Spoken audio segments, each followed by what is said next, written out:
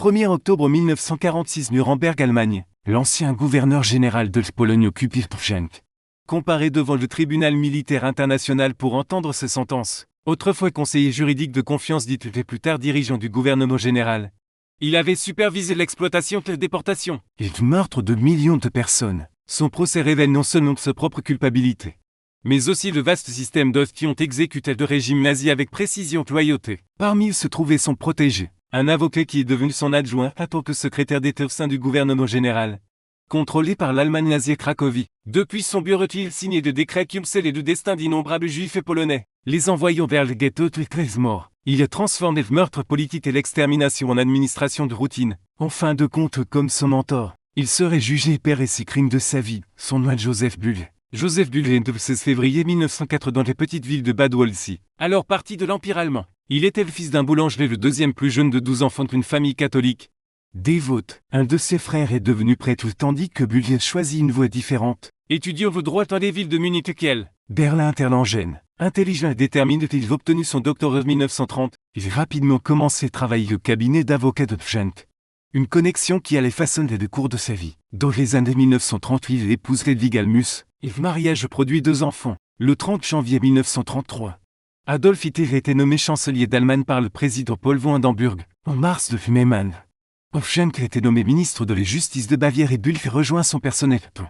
Tout procureur d'État. Il est devenu membre du parti Nest en avril 1933 mais n'a jamais rejoint le sud de l'SS. En octobre 1934, c'est l'initiative de Pfennig qu'il est entré au ministère de la Justice du Reich à Berlin. L'année suivante, toujours sur recommandation de Pfennig, Bull est devenu procureur en chef à des cours d'appel de Munich et la même année. Il rejoint le personnel de Pfennig au ministère de la Justice. À partir de 1938, il a servi comme chef de cabinet de Pfennig lorsque Pfennig occupait le poste de ministre sous portefeuille. En août 1939, juste avant le déclenchement de la guerre, Bull a été en rôle étant l'armée allemande et Pfennig a obtenu sa libération. La Seconde Guerre mondiale a commencé le 1er septembre 1939 lorsque l'Allemagne nazie a envahi Pologne. En quelques semaines, le pays fut écrasé et divisé. Les régions occidentales furent annexées par l'Allemagne, les territoires orientaux par l'Union soviétique, tandis que les zones centrales comprenant les villes de Cracovie, Varsovie et Lublin fut placée sous administration allemande en tant que soi-disant gouvernement général. Un territoire au statut juridique délibérément ambigu. En octobre 1939, Pfennig fut nommé gouverneur général de ce territoire occupé et transféré à Cracovie pour y établir son quartier général. Et le demande de Pfennig, Joseph Bull le suivit. Bull fait d'abord servi comme chef de cabinet et chef de l'administration sous Pfennig, lorsqu'Arthur, le gouverneur général adjoint de Pfennig Arthur, est parti en mai 1940 pour devenir commissaire du Reich aux pays occupés. Bull a assumé ses fonctions. En mars 1940, il fut nommé secrétaire d'État à l'administration du gouvernement général, devenu ainsi de fait le principal adjoint de Pfennig et son représentant pendant ses absences, bien que Bull ait plus tard tenté de se présenter comme un simple subordonné. Des documents subsistent révèlent qu'il exerçait une réelle autorité tant en matière de politique administrative que raciale. En avril 1940, Bull a émis des directives strictes enjoignant aux fonctionnaires allemands d'éviter tout contact social avec les Polonais, où les Juifs qualifient une telle interaction d'indigne et de risque pour leur santé. Il supervisait la formation de nouveaux administrateurs et s'est assuré que les réglementations raciales nazies façonnaient chaque aspect de la vie aux Pologne occupée par l'Allemagne. En juin 1941, sa position de suppléant permanent de Pfennig fut officialisée. À cette époque, Harry Schrimm, le chef de l'SS, lui accordait le grade honorifique de 16 brigades Führer, l'équivalent d'un général de brigade dans l'armée américaine. Les nazis considéraient le gouvernement général comme un dépotoir racial et un réservoir de main-d'œuvre bon marché pour l'économie de guerre allemande à partir de l'automne 1939. Il avait été choisi comme destination principale pour les Juifs déportés d'Allemagne et d'Autriche. La zone devait devenir, selon les mots des administrateurs nazis, un espace de rétention pour ceux jugés racialement indésirables et un lieu sans droit ni protection. Au sommet de cette hiérarchie brutale se tenait Pfennig,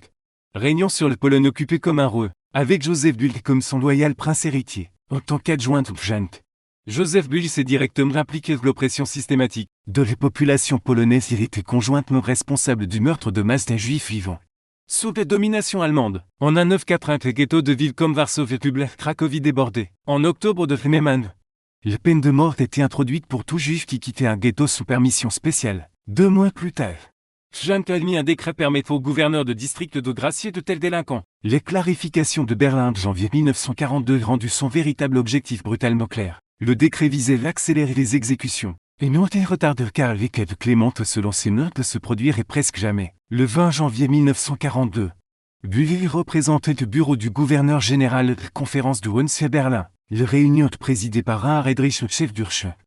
Coordonner ce que les nazis appelaient les solutions finales de la question juive, le nom de code pour l'anéantissement physique systématique et délibéré des juifs européens, selon le procès-verbal. Bulle a insisté pour que l'extermination commence dans le gouvernement général, affirmant qu'il n'y avait pas de problème de transport, et que les juifs de la région devaient être traités le plus rapidement possible. Il souligne que sur les 2,5 millions de juifs de la région, la majorité était inapte au travail. 2 décennies plus tard, lors de son procès en 1961 en Israël, Adolf Eichmann, l'un des principaux architectes de l'Holocauste, et participa à la conférence confirmer ce que les mots de Bulle avaient signifié, qu'il appelait leur meurtre immédiat. Dans le mois qui ont suivi, la machine d'extermination s'est étendue à travers les Polognes occupées par les Allemands, au début de 1943. La destruction de la population juive était bien avancée, même les responsables nazis commenceraient par le couvertement de leurs crimes. Lors d'une réunion du personnel en janvier 1943, Jenka parle ouvertement de la nature criminelle de leur régime en Pologne. Joseph Bulle était présent lorsque Jenka déclare que nous devons nous souvenir que chaque haïtien est inscrit sur la liste des criminels de guerre de Monsieur Roosevelt. J'ai l'honneur d'être le premier sur cette liste. Nous sommes donc pour ainsi dire des complices dans un événement historique mondial. Les remarques révèlent à quel point l'administration nazie comprenait sa propre culpabilité, même continuant ses crimes. Bulle s'est retrouvé mêlé à les luttes de pouvoir court entre Jenka et les directions SS, en particulier Heinrich Himmler et Reinhard Heydrich, qui cherchaient d'obtenir un plus gros contrôle sur le gouvernement général. Plus tôt dans l'occupation au printemps 1940, Friedrich Wilhelm Kruge, le chef supérieur de l'SS et de la police dans le gouvernement général, s'est plaint que Jenka avait élevé Bulle au poste de gouverneur adjoint, plaçant l'administration civile au-dessus de l'SS et de la police. Les tensions se sont approfondies après la participation de Bulle à les conférences de Wannsee. Pourtant, malgré les rivalités internes, les deux branches de l'autorité coopéraient à la persécution au meurtre des Juifs et des Polonais. Après la guerre, Bulle tentait de rejeter la responsabilité des massacres sur Kruge. Cependant, après que 007 était remplacé par Wilhelm Kopp, en novembre 1943, Bulle travaillait en étroite collaboration avec le nouveau chef SS. En février 1944, les deux ont convenu que les biens juifs seraient transférés à l'administration du gouvernement général une fois les propriétaires assassinés. Les gouverneurs de district envoyaient Bulle des rapports réguliers détaillant les progrès de l'extermination des Juifs, l'exploitation de plus d'1 million de travailleurs forcés polonais et de graves pénuries de nourriture et de médicaments. En mars 1942, Bulle personnel informait le gouverneur de Lublin que les ghettos et des camps de transit avaient été établis pour les Juifs déportés de Slovaquie et d'Allemagne. Ce moment-là, l'opération Reinhardt était en cours et Bulle savait que ces réinstallations étaient des couverture pour l'extermination de masse. Cette opération était le plan nazi pour assassiner tous les Juifs de Pologne occupés par l'Allemagne, menée dans des camps d'extermination tels que Belzec, Sobibor et Treblinka. Au total, 4 millions de personnes sur la population d'un 939 de la zone du gouvernement général avaient perdu la vie.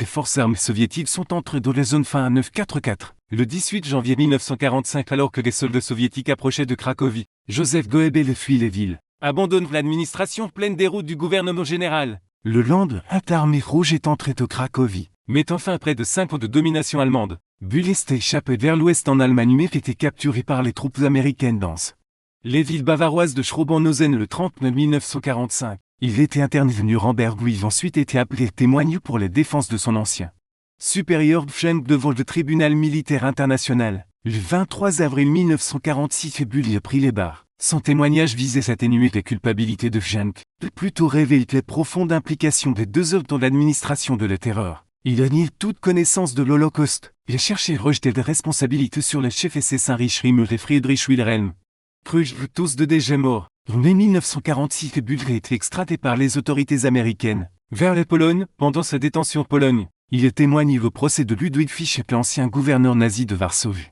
Il a continué d'insister sur le fait que son rôle au sein du gouvernement général avait été purement technique. Les enquêteurs polonais l'ont confronté au protocole de Wannsee, le forçant à admettre sa présence à des conférences à laquelle il avait auparavant y avoir assisté. Le procès de Bulle est devant le tribunal national suprême ouvert juin à 948. L'acte d'accusation contre lui était très détaillé, totalisant 200 pascals et étayé par plus de 30 pages de preuves. En juillet de la même année, il était reconnu coupable de crimes contre la paix, de crimes de guerre et de crimes contre l'humanité, bien que le tribunal ait reconnu qu'il n'avait pas personnellement commis de meurtre. Il est statué qu'il avait légitimé le meurtre de masse par sa position et son autorité. Tous les appels de clémence ont été rejetés par le président polonais Boul Sobiru, lorsque Józef Bulter était pendu le 22 août 1948 des prisons de Montlupisz et Cracovie. Il avait 44 ans. Avant de terminer l'histoire de Józef, jetez un œil pour Eldrist JTV. Votre destination spéciale pour les vrais passionnés d'histoire. Découvrez des documentaires exclusifs et des histoires incroyables que vous ne trouverez nulle part ailleurs. Merci d'avoir regardé. Et n'oubliez pas de vous abonner pour plus de contenu.